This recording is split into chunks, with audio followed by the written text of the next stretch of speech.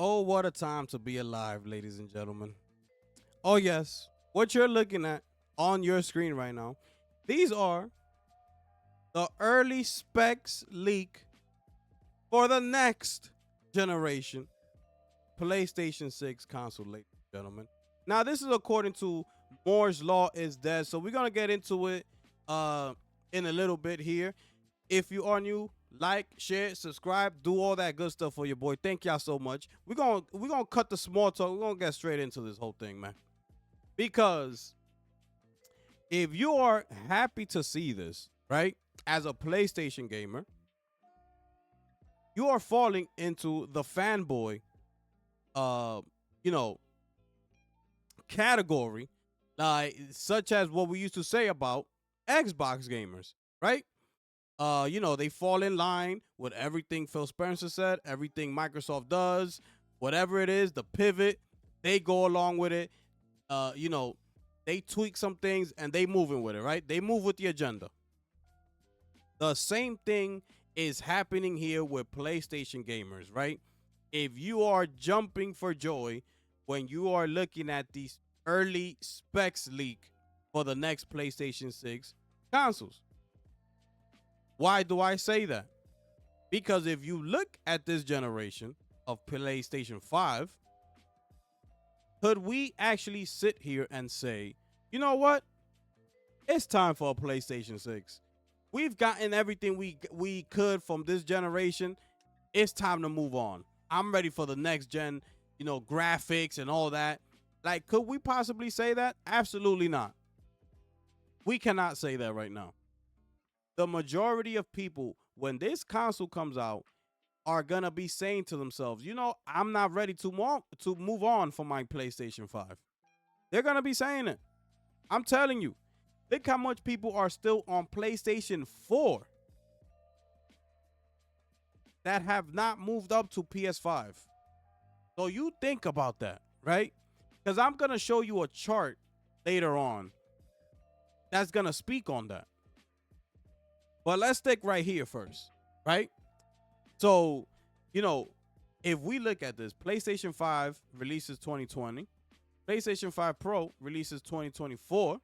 Now, according to this leak here, the PlayStation 6 is supposed to be coming out 2027. That's a 7-year span, okay? 3 consoles within 7 years. If you add $500 for the PS5, $700 PS5 Pro, 6 according to the latest rumor that was out there, they're expecting anything from 500 to 600 for the PlayStation 6. So let's just say it's $500, okay? Let's put it at the lowest, 500, which is I believe what Moore's Law is dead also said in the video. Okay, cool. That's going to put us at $1,700 within a span, a 7-year span. You think about that and sit and say, man, like, we're really just talking about hardware instead of talking about software. Like, where the games at, right? In the latest fireside chat, we heard Herman Holst said it himself.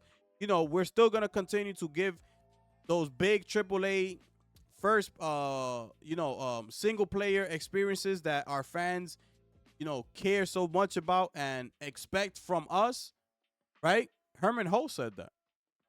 So he's very aware of the situation. He knows what's going on. But turns around and gives us absolutely nothing. We have gotten nothing for PlayStation 5. Okay? In the last, where we at, 2025? In the last 3 years, when you go ahead and think about first party studios, the ones that Herman Holst just spoke on, that he knows that our fans expect from them. You got Spider-Man 2, which is a PS5 only. We get Astrobot, which is a PS5 only. And this year, we get Ghost of Yote, which is a PS5 only. Kojima's not a first party. God of War Ragnarok is a cross-gen, PS4, PS5. Horizon Forbidden West is a PS4, PS5 cross gen.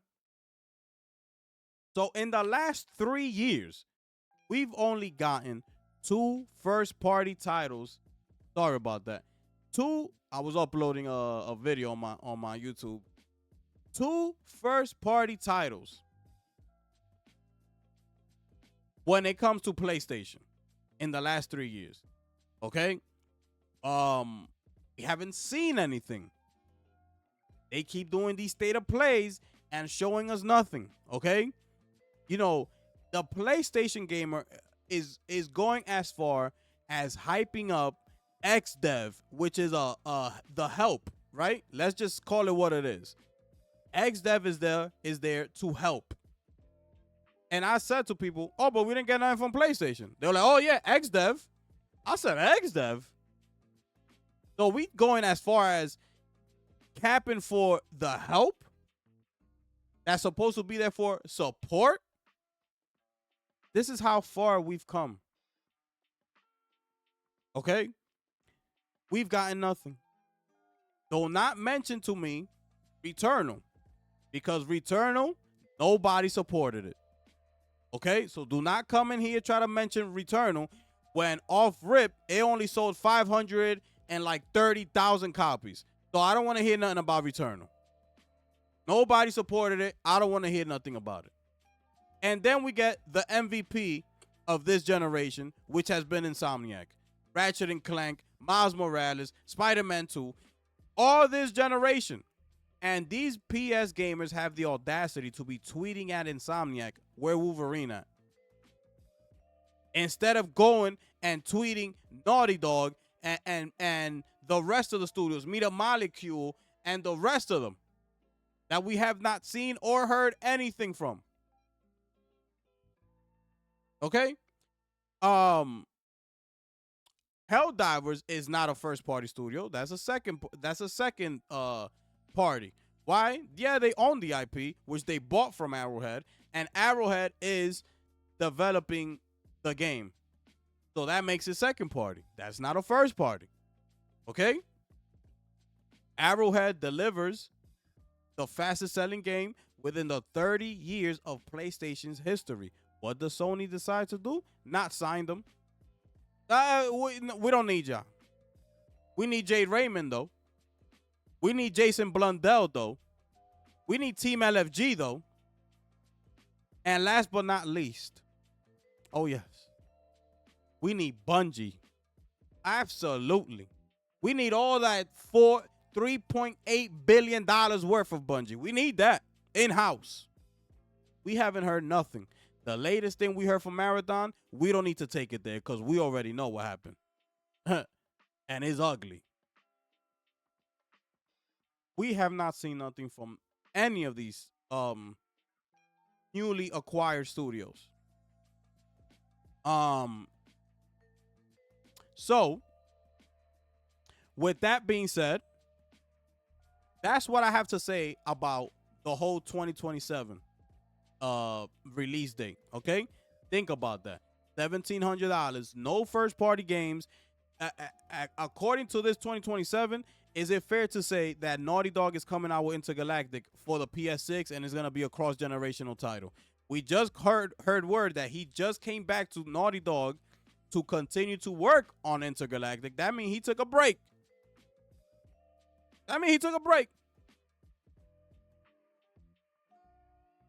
Cory Barlog, I've been calling for this man for the past 2 months, 3 months. Nobody's asking where this man at, but PlayStation gamers got the audacity to be talking about Wolverine. How about you go at Cory Barlog on Twitter and ask him where the hell he at? Anyways, that's it for that one. Next, heavy emphasis on cost constraints and keeping the power low. We just got an update on the PS5 that includes lower power mode or something like that. That's being tied into the PS6 handheld. They're using us to experiment the low power mode, right? So it could be ready to go when the PS6 handheld comes out. Okay, that's what they're doing. Also, the cost constraints. Now, that's telling me that they are trying to cut corners, because if it's a much more powerful console than what we have today, there's no way that PlayStation could make this at a $500 price point. And especially, I'm not gonna mention the PS5 Pro because that was whole enthusiast thing, right? They knew that they weren't gonna be selling that many copies. Only the hardcore gamers were gonna buy it and things like that. So the PS6 is more of for the masses, right? So they got to cut down on the price and things like that. Okay, that's understandable. But if this thing is that much more powerful than the PS5 and a PS5 Pro at that, let me not even mention PS5, because Moore's Law is dead is saying that this is gonna be like twice as powerful as a PS5 Pro. Okay, so a device that powerful, you're gonna price it at $500? I'm finding that very hard to believe. Okay, very hard. So that's telling me that they're cutting corners. Now, we get at Nvidia for the latest 50 series cards, which has been one of the worst launches in history, right? He was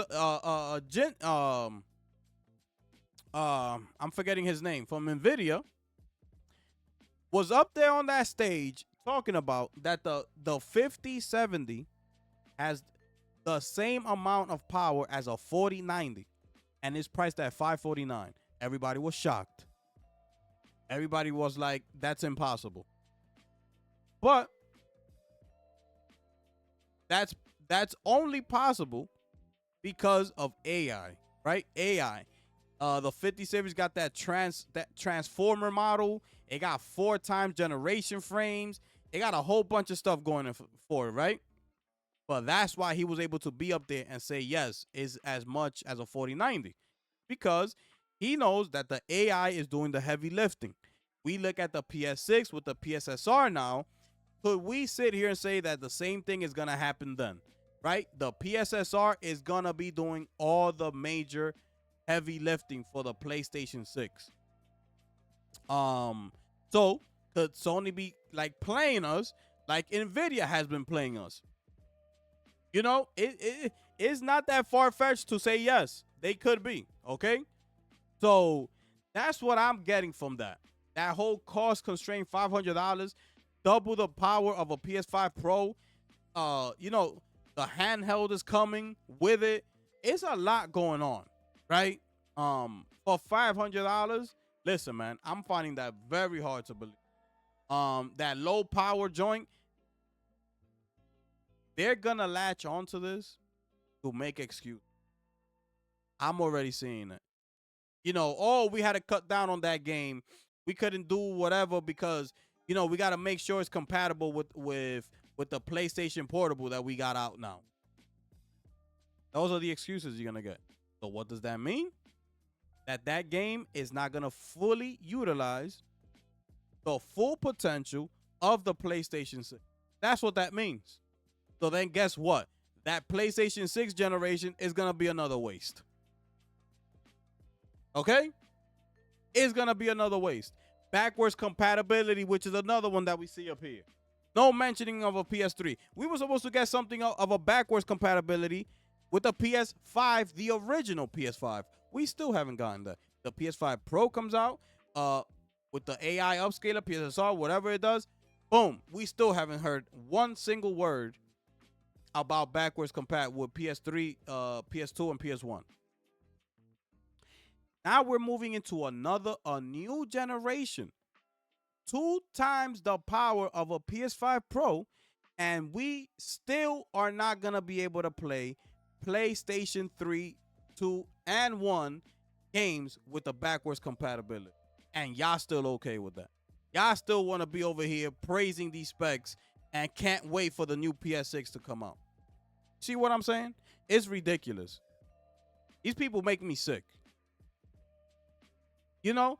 So listen, man, I'm not trying to say I don't want to go as far as saying that it's gonna be a gimmick, but it is really looking like it. When you pay attention to those three things that I just spoke on, right? It's really looking like it. How are you so powerful yet you can't run a PS3 game, a PS2 game?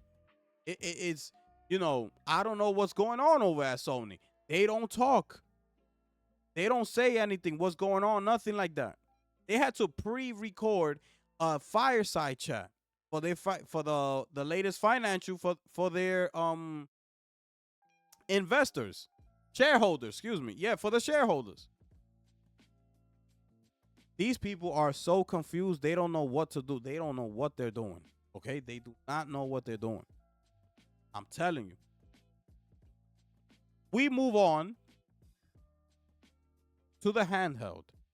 You see here, it's the same type of things. I'm not gonna speak on none of this here, right? Um, so backwards compat again is not no mention of a PS3. It's including a micro SD slot, M.2 SSD slot, haptic vibrations, dual mics, and a touchscreen. It also has a USB-C port that has video out capabilities. So you're gonna be doing the same thing that you could do with a Steam Deck or ROG. And you could plug it on your monitor or TV, and you play on the TV, right? So it's gonna have all that, and that's also being manufactured for mid 27, which is supposed to come with the PS6. Also, I forgot to mention. I don't know if I did mention it before, but Moore's Law is dead in the beginning of the video. Also, did mention that PlayStation SIE has now informed all of its first-party studios, right? They had a meeting, and they were briefed on the new PlayStation 6 specs. All right. So everybody's aware of this.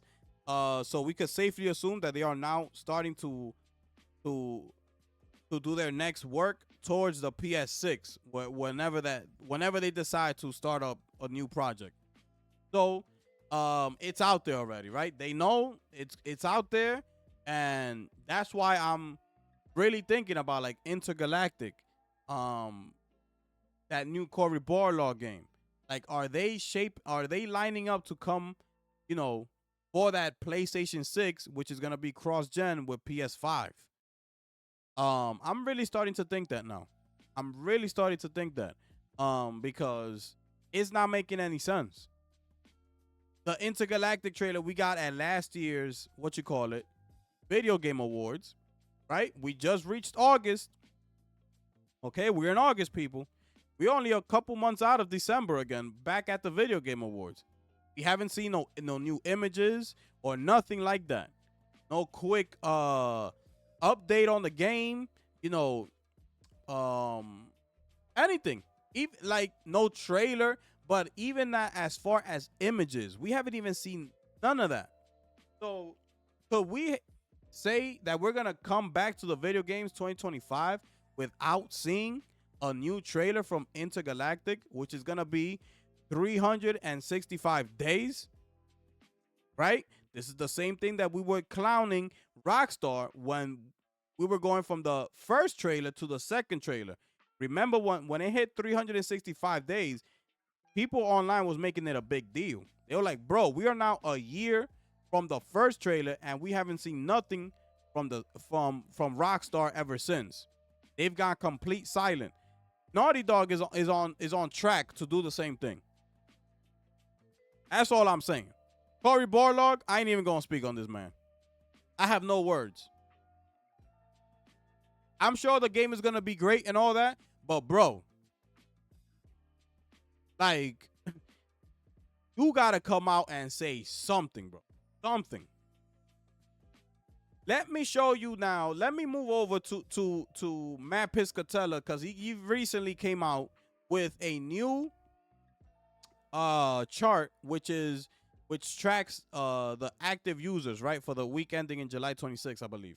As I was speaking on Helldivers and Arrowhead and things like that, right? As much as we praise Arrowhead, the success it has, everything it had going for it, right? I'm taking you over to this chart here. we see PlayStation's top 15 games, weekly active users, okay?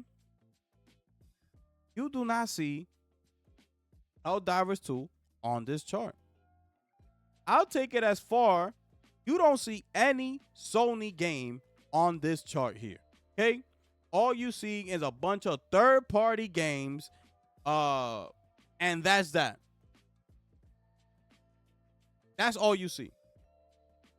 That even if we look at the Xboxes, they have Destiny 2, which is a game that Herman Holtz was bragging about in that fireside chat, knowing damn well that's not his game. But he took it upon himself to put Destiny 2 out there, like if it's theirs. So I said, cool. So we're going to do that. Then we got to bring this into this topic here. So a PlayStation game is on the weekly charts for Xbox, but it's not for PlayStation. Destiny 2. Also, let's move over to this next chart here. We see here the Steam charts for the player counts. This is Mexico on the right, Canada in the middle, and US on the left. What do they have in common? Helldivers 2. This is another thing that Herman Ho spoke on. The PC community is carrying Helldivers 2. He said it. Helldivers 2, Helldivers 2, Helldivers 2. Okay? And I'm pretty sure once it comes to Xbox, it'll be on Xbox's top 15 chart as well. So you're going to have four other platforms, not platforms, but situations here that are all going to be playing a PlayStation game, but the actual PlayStation gamers are not going to be playing them games.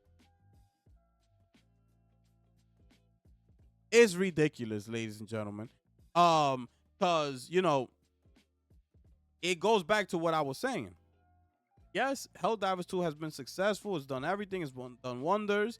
You know, they're right there. You know, we all know that when they first launched, it was incredible.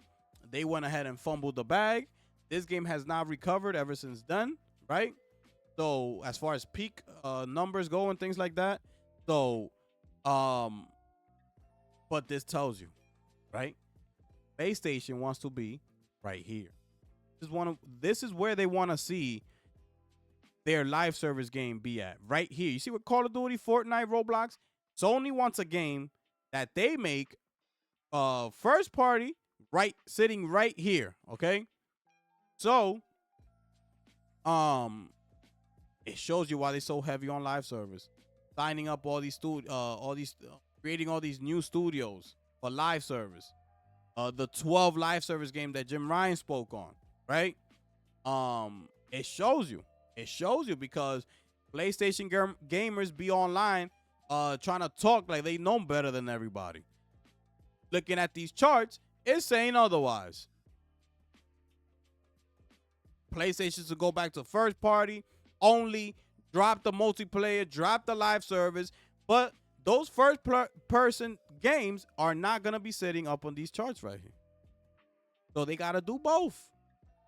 Okay? They got to do both. They cannot just drop live service and deal with single player games only. Single player games are great, but only for that amount, that specific time. Look at Death Stranding 2. It's already pushed to the left. This is what I'm talking about.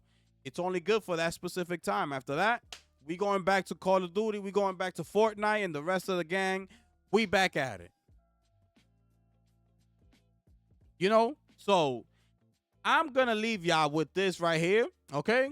Y'all let me know. I'm pretty sure there's a lot of things that I forgot to mention. But listen, man, I'm trying to make this video as short as possible as I can. So, y'all got to bear with me, man. All right? So, thank y'all so much for tuning in, man. Like, share, and subscribe. Let me know in the comments below how y'all feel about everything that I mentioned. You know, whether it be the whole leaks with the PS6 or the charts here with the active users, whatever it is, man. Let me know down below. With that being said, ladies and gentlemen, it is your boy, the gifted one here, people. And I'm going to catch y'all next one. I'm gone.